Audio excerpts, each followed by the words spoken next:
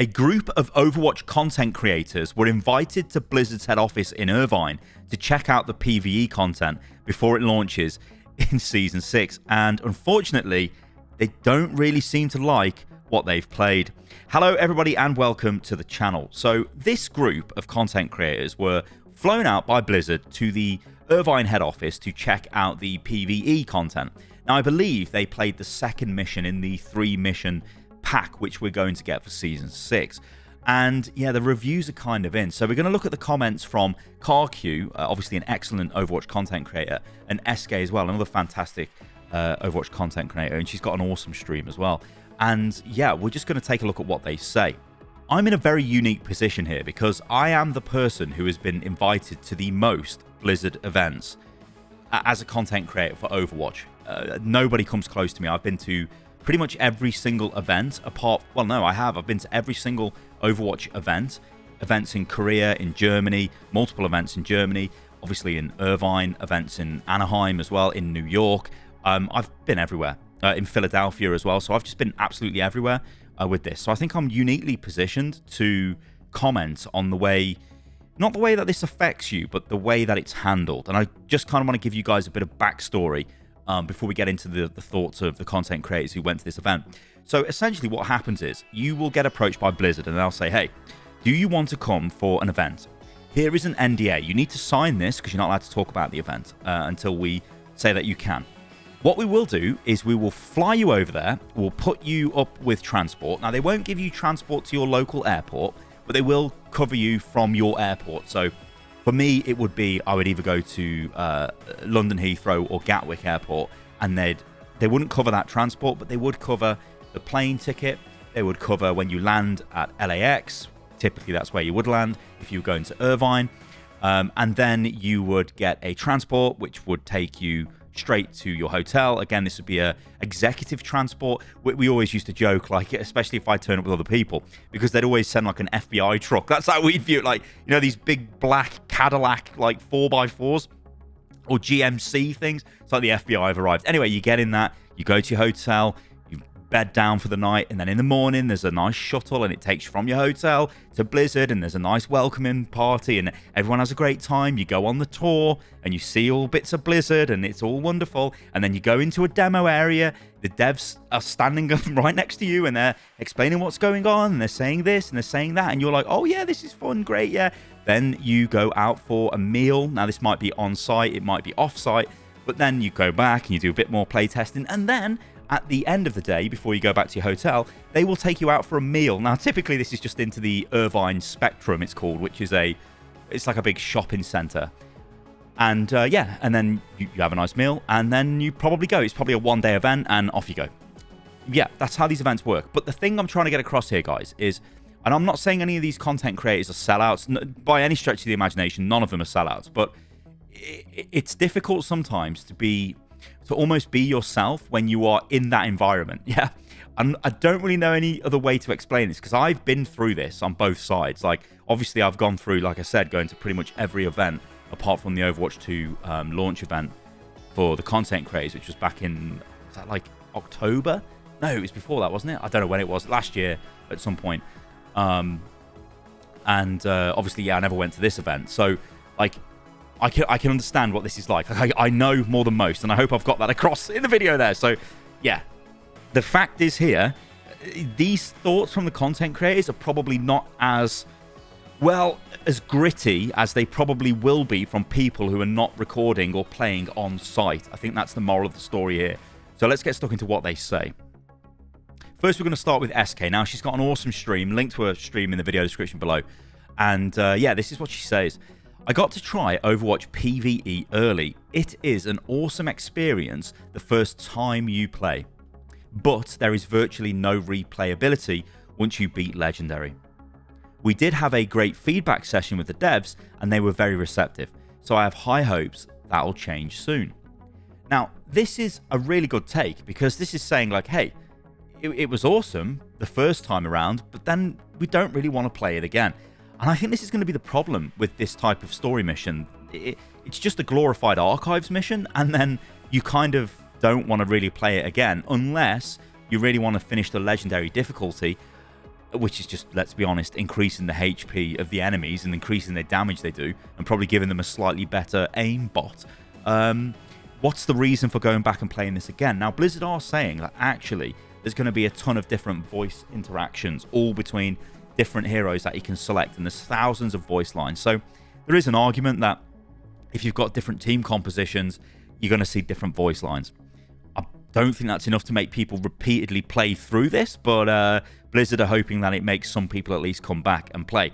So the big takeaway here from SK is it's just not really very replayable, which we expected, and also, yeah, it may change because feedback was given to the devs. Now, I'm not sure whether it will actually change, because at the end of the day, this has been in development for like 4 years, and if this is all they've managed to do, then I'd be slightly worried. And I don't think they're going to implement wide sweeping changes before this launches in Season 6.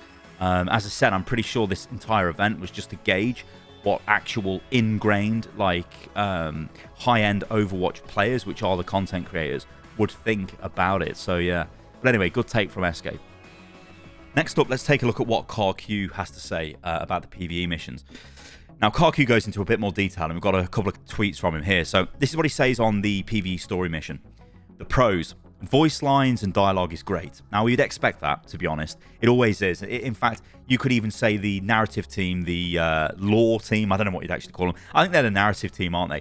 They're probably some of the best in the industry, and it does really show. You know, there's tons of in-jokes, there's loads of great dialogue. It's just amazing. It really is good. They really sell the characters to you when you're playing the game. So yeah, I think that will be good. I think that almost goes without saying. The environment art, lighting, and immersion are beautiful. Yeah, again, this is always typically done very good with Overwatch, so no real shock there.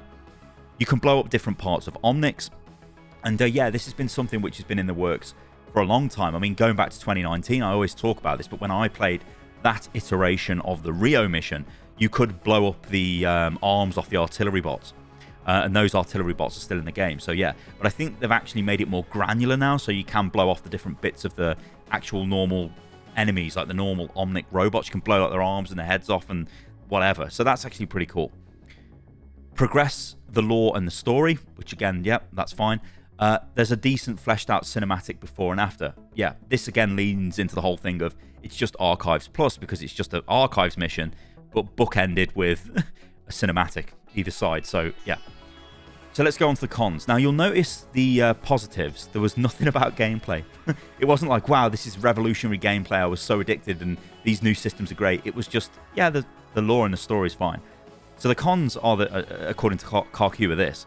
Enemy AI felt linear. This is a worry, because we were expecting or almost dreading the AI to just be terrible.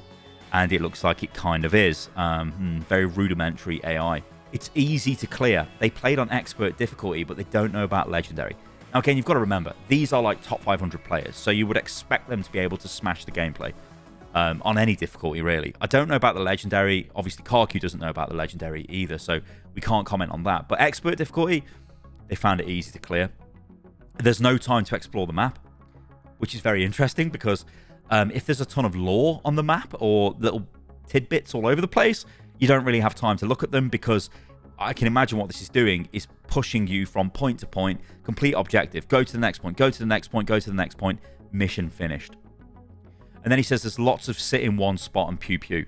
Again, this was a worry. Just go to an area, defend against hordes of enemies. Okay, objective complete. Walk to the next area while we get some voiceover comms between the heroes, and then we stop, and then we complete the next objective. And what, like, it seems to me like that's what they've done. This is the real killer. Now, Kakus is an extremely positive guy. I met him a few years ago back at a BlizzCon, only parting. Like, we walked past each other, I think, and we said, like, hello and whatnot. But he's a great guy. You can see by his content, you know, he's very positive when it comes to Overwatch 2 and Overwatch in general. And yeah, he is critical of the game. So, I mean, I've seen people saying stuff like, oh yeah, Kakus never critical of the game. No, he's not. He actually is. He actually is critical of the game. He just doesn't rage and rant, which is, you know, that's great. Anyway, this is what he says about the actual difficulty. Not the difficulty, sorry. If he was reviewing the game and giving it a score. He says, overall, it's a 6.5 out of 10. So it does make you wonder that what would somebody say if they were less positive? He says, I think there's a lot more untapped potential they could explore for future missions.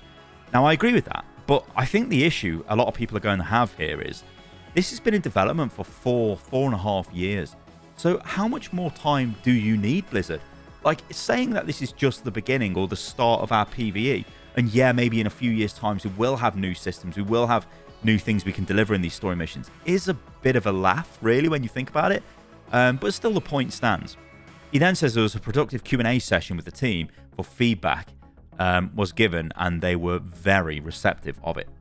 Now, there's one thing I think I'll end the video on here. They are receptive of feedback in a lot of ways, Blizzard are. In fact, it's I'd say it's one of the positives of recent Blizzard and recent Overwatch, especially with Overwatch 2, is they are available for feedback. You can provide them with feedback directly. Whether they do things with it or not, you don't really know. They can't really confirm if they're going to do something if they're not, because then that leans into the whole thing of maybe they've promised something to somebody, yeah, we're going to make this change, and then they don't do it, then they get slaughtered, and there's all these problems. But I think, guys, I don't think this comes as any shock to us, really. It would look like the Overwatch 2 PvE missions are essentially just archives missions with extra cinematics at the start and at the end, and yeah, you're just basically pushed through the mission, delivered the story, okay, play the next one, delivered the story, play the next one, final bit of that story, come back whenever we decide to launch the next one again, and thank you for your $15 of access. Now, I think a lot of the debate around this will be, is there actually any point buying the PvE when you could just straight up watch a streamer or a YouTuber play through it, if that's all you care about in terms of story? Will the rewards actually be worth it in terms of the achievements, maybe unlockable items, cosmetics, or whatever you get for your character? I don't know. Is it, I mean, at the end of the day, that shouldn't be what makes you want to play the PvE, right? What makes you want to play the PvE is to have the experience. And it's a little bit worrying that we're not seeing content creators come back and go, well, this is next level, we really enjoyed it. It does also make you think, why did Blizzard invite content creators out to look at something if it's kind of only getting rated as a mid sort of experience? It doesn't really make any sense unless, and this is where things get really worrying, unless Blizzard legitimately think this is some sort of amazing content and they can't wait for people to consume it. I mean, if that's the case, yeah, I think alarm bells really need to be ringing. But anyway, I've not played this. I can't comment on it. I can only comment on what people have said and just throw some wild speculation around it. I am still looking forward to this simply because, like I said, it's been 4.5 years. I want to experience this. I want to see what this is like. And then I think we just go from there. But what I will say, guys, and one last thing in this video is as soon as I sort of came to terms with Overwatch being the game that it is and sort of letting go of what the game could have been, a lot of stuff starts to make more sense. You get what I'm saying? All right, guys, let me know what you think about all of this in the comments below. As ever, thank you again for your support across my videos. It is incredible. You guys are awesome. Remember, I'm on TikTok as well now. So if you go to tiktok.com @StylosaUL, or you just search for Stylosa, you will find me. And I'm doing kind of like a gaming news thing over there. Just trying to keep myself busy, really, with something that's a little bit interesting. So yeah, do go and check that out. And yeah, leave a comment on this video. Let me know what you think about the thoughts of these content creators on Overwatch 2 PvE so far. All right, guys, I'll catch you on the next one. See you soon.